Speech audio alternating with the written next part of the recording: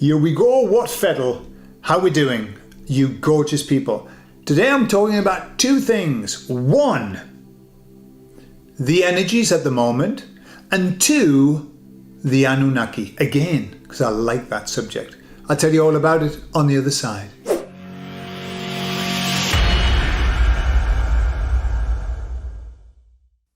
So firstly, the emissary said something that I liked. I said to them, how do you see the energy at the moment? And they said, wow, we are very impressed with the energy at the moment.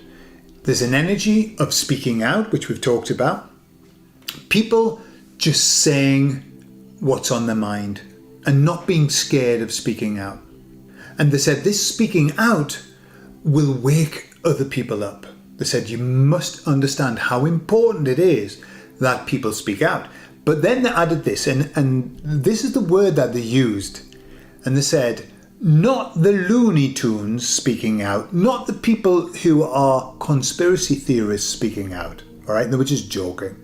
We are Looney Tunes, of course we are. However, they said, they're not the people who are going to wake people up. And don't we know it? Because we've been speaking out for a long time, and we've woken up fuck all. Nobody. We just get slapped around the face and people stop talking to us. What they said is this: the people who are waking up now don't have information. And what's happening is they're speaking out saying, I don't know what is going on. I don't understand it. All I know is that we are being called far right when we're not far right. All I know is that we are not being allowed to speak out when we want to speak out. All I know is that our country's being destroyed and I don't know why. The power of that, the emissaries say, is far greater. Why? Because the people are saying there's something wrong and I don't know why. That is far more acceptable to somebody who's asleep than this is happening because A, B, and C, and the elites, and the reptiles, and the blah, blah, blah, and the blah. People are overwhelmed with that. Plus, they don't like know-it-alls. And we can come across sometimes as know-it-alls. Why? Because we know it all. This is the problem. We do. I know loads of shit. I can waffle on for ages, and I watch people's eyes glaze over sometimes. And I've only said about 3 sentences. And the eyes are still glazing over and I think, shut the fuck up, Gordon. Shut up. Because they don't want to hear that. But then they hear somebody who says, something's seriously wrong and I don't know why. They resonate with that for 2 reasons. One is they know something's seriously wrong too. And 2 is they don't know why either. But that question of, I don't know why, opens up the floodgates for them. Because they go, well, nor do I. But I wonder why. And that's how you wake up, when you say, I wonder why. And you start looking for the why. You see, when we start our diatribes with, well, what happened was, so long ago, blah, blah, blah, and this and that, and they're thinking, who are you? Who are you to give me all this information? What do you know? I've never heard this in my natch. And here you give me all of this crap. No.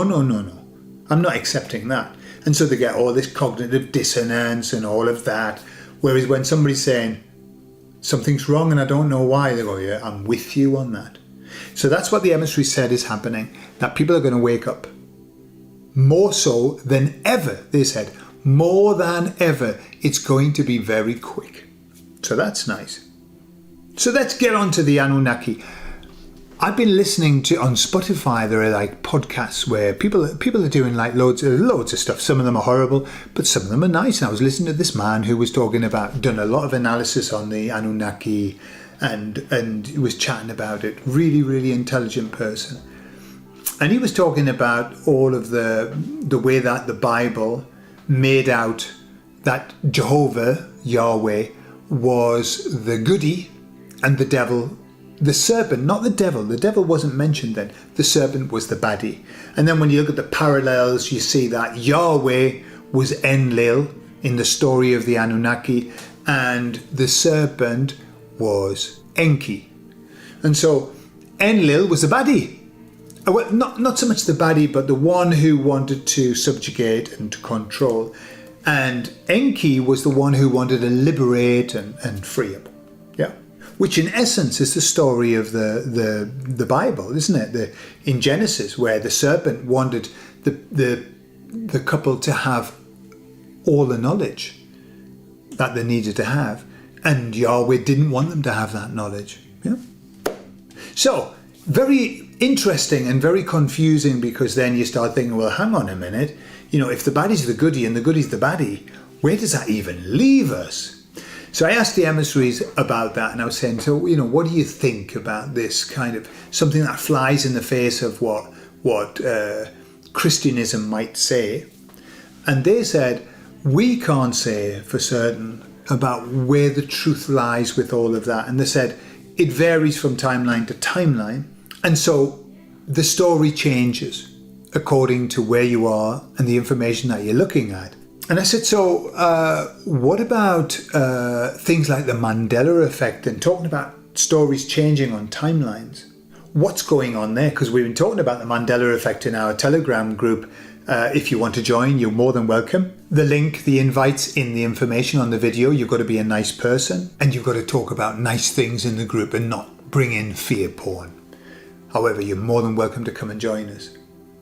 So we've been talking about the Mandela effect and how it's another area that I found fascinating for a while. I spent a lot of time looking at it. The emissaries were saying, yes, what's happened, this is their way of describing it, that timelines have converged. And so the reason that they've converged is because there is only one outcome now. They said on the other timelines, like, we were talking about the Looking Glass project, where there were tons of potential futures, and they got to a point where there was only one future. Every time they looked, no matter what scenario they put in, there was one future. The emissaries are saying that that's because we've only got one path now. Before, there were many. Lots and lots of options and stuff like that, I suppose. Now, there's only one future, and we all know what that is, and it's a good one. It's not a bad one, it's a good one. And so they're saying that now that we are all on one timeline, and quite how that works, I don't even want to go there in my head, how timelines can converge and I don't know. If the same person's in two timelines and they converge, what happens to that person? Does one of them get chucked out? Do they merge? Well, I have no idea. Perhaps I should ask them. They won't say anything. Anyway, this is why we've got so many conflicting beliefs about things. The emissary said this is why people can't agree, because we've got so many different beliefs and ideas about what's true and what isn't true. So many conflicting ideas about what the past was like and what the future might be like. So it's a bit of a mess. But I think, it's a planned mess. I think and eventually we will all come to the same mind. But the good news is that there's only one future now. There's only one future, and it's coming at a pace. Soon. Coming to a world near you. Soon. However, for the moment, the best that we can do is try and make sense of this higgledy-piggledy, topsy-turvy, upside-down, tits-up world, and just get through it, whilst all of these things are settling into place. I love you all, and I'll speak to you all later. Bye-bye.